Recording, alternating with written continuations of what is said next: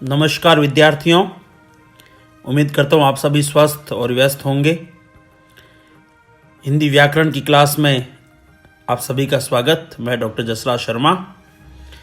आज हम संज्ञा से संबंधित एक टॉपिक ले रहे हैं। पिछली क्लास में हम लोगों ने संज्ञा की परिभाषा और संज्ञा के प्रकार समझे थे। आज हम ले रहे हैं जो परीक्षा में बहुधा पूछा भी जाता है, इस तरह के प्रश्न आते भी हैं कि जो भाववाचक संज्ञाएं हैं वो कैसे बनाई जाती है। टॉपिक है भाववाचक संज्ञाएं बनाना। अब जो भाववाचक संज्ञाएं हैं वो 5 प्रकार से बनती है। जैसा कि ये लिखा हुआ आप देख पा रहे हैं, जातिवाचक संज्ञाएं है ना। जातिवाचक संज्ञा सर्वनाम, विशेषण, क्रिया तथा कुछ अवयव पदों के साथ प्रत्यय के मेल से भाववाचक संज्ञाएं बनती है। क्लियर? यानी कहने का मतलब यह है कि जो भाववाचक संज्ञा के जो शब्द बनते हैं, पहली बात तो ये कि भाववाचक संज्ञा क्या है आपने पढ़ा था, मैंने बताया था पहले आपको पिछली कक्षा में। भाववाचक संज्ञा में क्या क्या आता है ना। जैसे अवस्था है, दशा है ना, गुण है, ये सब के सब किस में आते हैं? भाववाचक संज्ञा में आते हैं। ठीक है। अब भाववाचक जो संज्ञा है वो कितने प्रकार से बन सकती है? तो 5 प्रकार से बन सकती है। किस किस से? जैसा कि ये लिखा हुआ, देखो वापस पढ़िए इसको। जातिवाचक संज्ञाएं है ना। जातिवाचक संज्ञा यानी जातिवाचक संज्ञा के कोई शब्द हैं, उनके पीछे प्रत्यय लगा करके हम जो है भाववाचक संज्ञा बना सकते हैं। सर्वनाम, सर्वनाम के जो शब्द हैं उनके पीछे प्रत्यय जोड़ करके हम जो है वो भाववाचक संज्ञा बना सकते हैं। विशेषण, विशेषण के पीछे भी हम प्रत्यय जोड़ करके जो है भाववाचक संज्ञा बना सकते हैं। फिर आता है क्रिया, तो क्रिया के पीछे भी हम जो है प्रत्यय जोड़ करके और हम भाववाचक संज्ञा बना सकते हैं, है ना। इसके अलावा जो है अवयव है ना, कुछ अवयव है ना, कुछ अवयव पद, सारे अवयव नहीं, कुछ अवयव पद जो होते हैं उनके साथ में भी हम जो है प्रत्यय जोड़ करके और भाववाचक संज्ञा बना सकते हैं। क्लियर? अब हम एक एक का समझेंगे।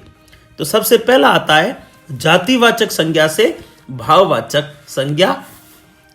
ठीक है, जातिवाचक संज्ञा से भाववाचक संज्ञा बनाना। ठीक है ना। तो वो इसमें क्या क्या आते हैं, जैसे हम अलग अलग प्रत्ययों को लेकर के लेंगे। जैसे उदाहरण के तौर पे तो पहले आता है ता प्रत्यय। तो ता प्रत्यय जो है लग करके किस तरीके से जातिवाचक संज्ञा है वो भाववाचक संज्ञा बनेगी। जैसे ता प्रत्यय के मेल से मानव है ना, मानव, तो मानव से क्या बन गया? मानवता, ता प्रत्यय लग गया पीछे, और मानव जो है जातिवाचक संज्ञा का शब्द है, और मानवता है वो क्या है? भाववाचक संज्ञा का शब्द बन गया, है ना। इसी प्रकार से मित्र से मित्रता है ना, प्रभु से प्रभुता, पशु से पशुता। ठीक है। फिर इन अगला जो आता है वो आता है त्व प्रत्यय। ठीक है, कौन सा? त्व प्रत्यय। अब जो ये त्व है, त्व से जैसे पशु, तो पशु जातिवाचक शब्द है, उसके पीछे त्व लग जाएगा तो पशुत्व बन जाएगा, तो ये भाववाचक बन गया, है ना। उसी प्रकार से मनुष्य से मनुष्यत्व है ना, कवि से कवित्व, गुरु से गुरुत्व, है ना। तो ये जो है जातिवाचक से त्व प्रत्यय लग करके भाववाचक संज्ञा शब्द बन गया। क्लियर? अगला आता है पन, पन प्रत्यय है ना। तो लड़का से, लड़का तो जातिवाचक है, इसको भाववाचक बनाना है, भाववाचक संज्ञा बनाना है तो लड़कपन हो गया। बच्चा से बचपन हो गया, है ना। इसी प्रकार से अगला जो आता है वो आता है अप्रत्यय। ई में आता है अप्रत्यय, है ना। तो अप्रत्यय से जैसे शिशु है, तो शिशु से शैशव बन गया। संस्कृत में अण प्रत्यय होता है, निवेश को अ बोलते हैं। ठीक है ना। शिशु से शैशव, गुरु से गौरव बन गया, है ना। विभु से वैभव बन गया। एक यहाँ दिया नहीं है, लेकिन जैसे मनु है, मनु से मानव बन गया, कुरु से कौरव बन गया, है ना। फिर अगला जो आता है वो आता है ई प्रत्यय। ठीक है ना, ई प्रत्यय, छोटी ई। ठीक है ना। तो छोटी ई के जैसे हम जातिवाचक से जो है वो भाववाचक संज्ञा कैसे बनेगा? जातिवाचक संज्ञा से भाववाचक संज्ञा। जैसे भक्त है, तो भक्त क्या है? जातिवाचक संज्ञक शब्द है। ठीक है ना। लेकिन इसको अगर भाववाचक संज्ञा बनाना है तो हम क्या करेंगे? भक्ति हो जाएगा, भक्त से भक्ति, है ना। क्लियर? अगला जो आता है वो आता है ई। यानी बड़ी ई। तो इसमें जैसे नौकर शब्द है तो नौकर से नौकरी हो गया, ये नौकर शब्द है वो जातिवाचक संज्ञा है और नौकरी भाववाचक संज्ञा बन गया ई लगने से, ई प्रत्यय लगने से। चोर से चोरी हो गया, ठीक है ना। इसी प्रकार से अगला जो आता है वो है आपा प्रत्यय, ठीक है। तो जैसे बूढ़ा शब्द है तो बूढ़ा क्या है, जातिवाचक संज्ञा का शब्द है, लेकिन इस पे पीछे आपा प्रत्यय लगा दिया, हमने क्या बना दिया, बूढ़ापा। बूढ़ा से बूढ़ापा, है ना।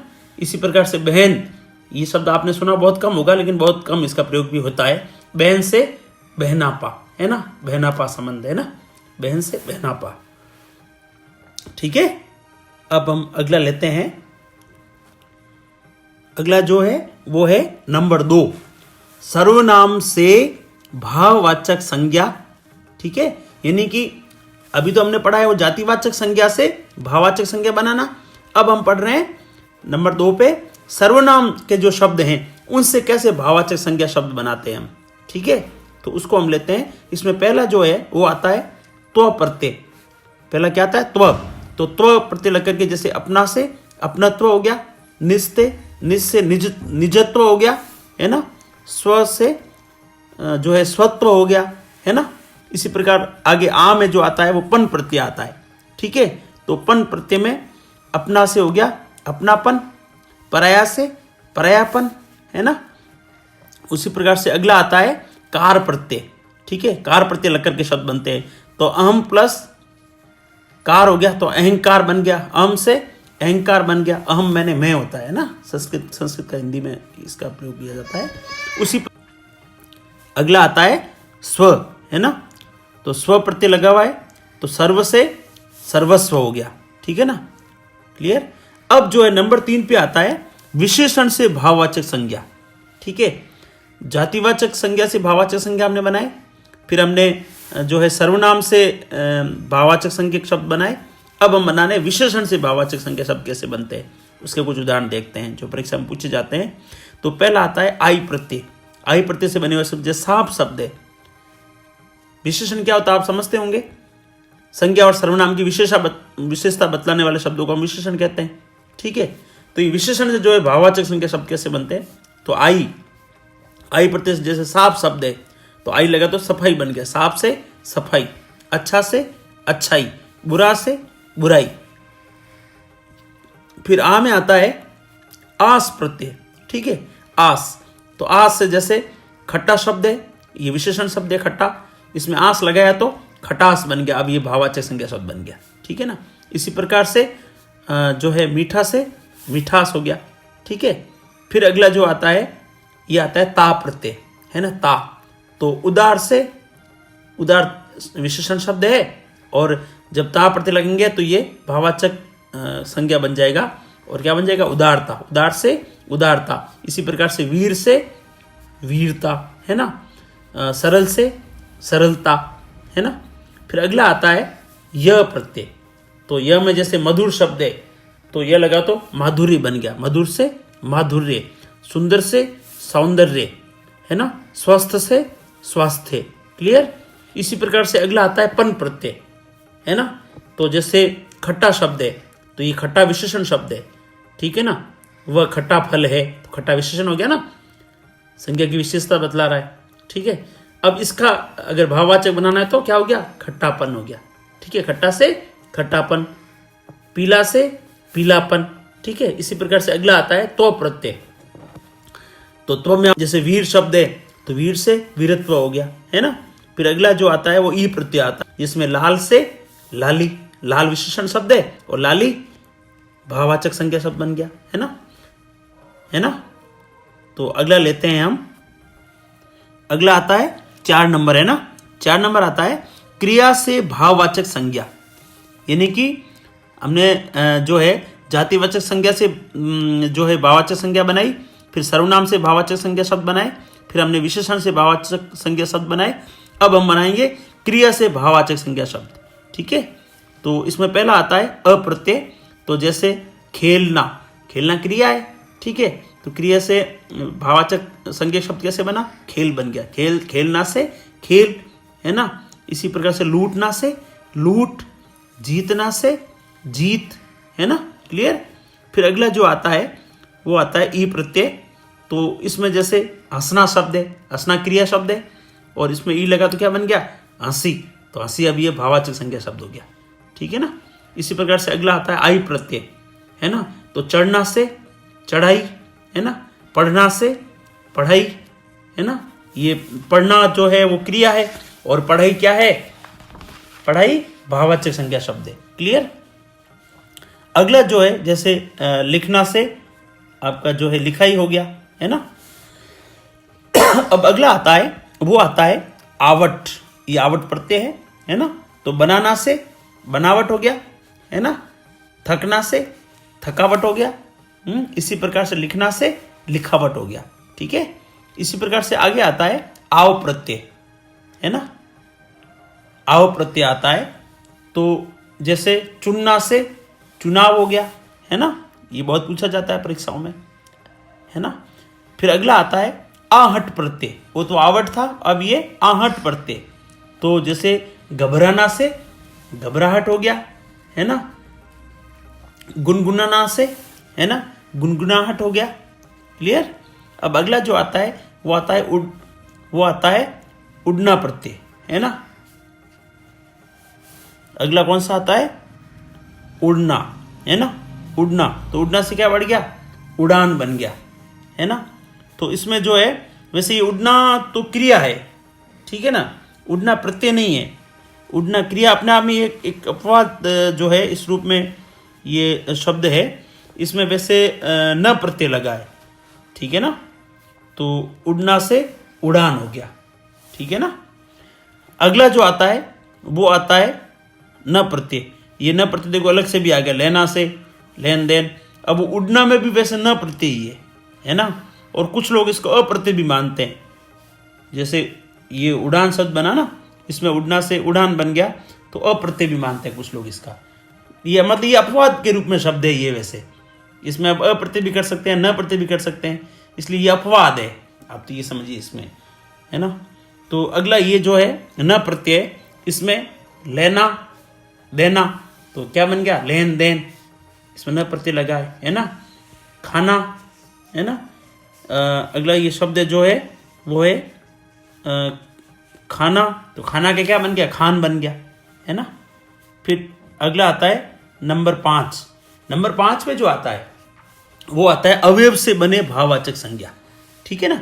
अवयव। अब आपके मन में एक प्रश्न उठेगा विद्यार्थियों कि सर आपने एक पढ़ाया था कि जो है अवयव जो होते हैं, यानी ये अविकारी शब्द जिनको कहते हैं हम अवयव को, वो हमेशा एक जैसे ही रहते हैं, उनमें कोई परिवर्तन नहीं होता। लेकिन मैंने आपको ये बात बताई थी उस समय पढ़ाया तब कि इनके लिंग, वचन, कारक, है ना, और काल, है ना।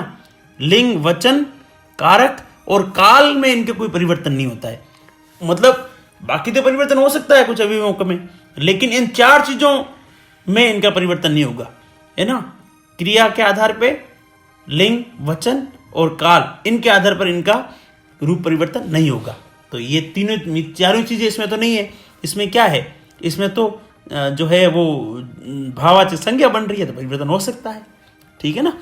तो इसमें जैसे अवयव में हम लेते हैं जैसे ई प्रत्यय, तो भीतर शब्द है वो अवयव है, तो इधर से भीतरी बन गया, ठीक है ना, भाववाचक संज्ञा बन गया। ऊपर से ऊपरी बन गया, है ना। इसी प्रकार से आपका जो है दूर से दूरी बन गया। फिर अगला आता है यह प्रत्यय, तो समीप से सामीप्य बन गया। फिर अगला आता है इक प्रत्यय, तो परस्पर से पारस्परिक बन गया, व्यवहार से व्यवहारिक बन गया। ऐसे बहुत से शब्द हो सकते हैं। भूगोल से भौगोलिक बन गया, है ना। समाज से सामाजिक बन गया, है ना। तो फिर जो है अगला आता है ता प्रत्यय, तो इसमें निकट से निकटता हो गया, शीघ्र से शीघ्रता हो गया। तो इस प्रकार से जो है हम इन 5 तरीकों से जो है हम जो है वो भाववाचक संज्ञक शब्द बना सकते हैं। परीक्षा में कैसे पूछे जाते हैं मित्रों? परीक्षा में पूछा जाता है, जैसे मान लीजिए कि निम्न में से कौन सा उदाहरण जातिवाचक संज्ञा से भाववाचक संज्ञा का है। यानी निम्न में से कौन सा उदाहरण जातिवाचक संज्ञा से भाववाचक संज्ञा में बना हुआ है, तो वहां दे देंगे आपको मानवता, है ना, अपनापन, निकटता, है ना। तो आपको बताना होगा तो मानवता जो शब्द है वो जातिवाचक से भाववाचक में बना है। ऐसे आपको प्रश्न पूछे जाते हैं। ठीक है ना।